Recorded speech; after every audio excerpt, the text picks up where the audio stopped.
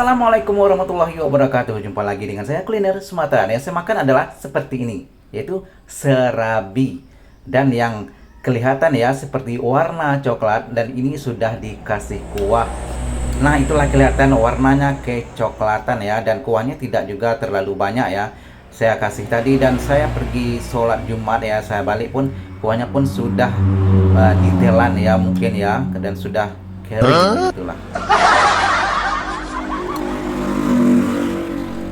Dan serabi ini ya, kalau di tempat saya di Pasaman Barat disebut apam. Rasanya memang sabana lama. Dan apam ini adalah menjadi tradisi ya di tempat saya di sini di Pasaman Barat.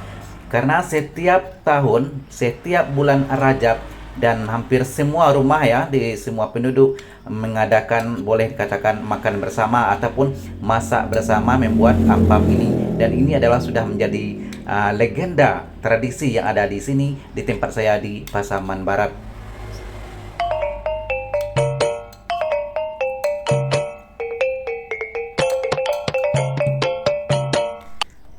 Dan kalau Anda melihat saya memakai peci ataupun kopi haji ya, saya bukan pulang dari umrah, tapi pulang dari sholat Jumat.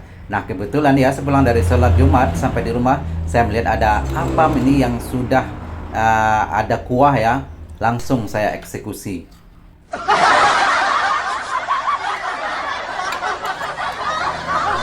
Dan kalau soal rasa ya, nggak usah bilang deh, pokoknya sabana lama. Apalagi waktu saya makan ini adalah panas-panas ya, itu pulang dari sholat Jumat, dan apam ini sudah dimasukkan ke kulkas ya lebih kurang 1 jam, dan dinginnya itu loh, rasa sensasinya memang sabana lama dan kelihatan kan udah ludes. Terima kasih yang sudah menonton. Assalamualaikum warahmatullahi wabarakatuh.